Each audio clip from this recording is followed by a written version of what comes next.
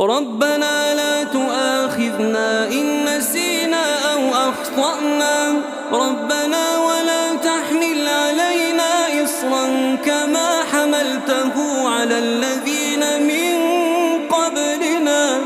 ربنا ولا تحملنا ما لا طاقة لنا به واعف عنا واغفر لنا وارحمنا أنت مولانا فانصرنا على القوم الكافرين.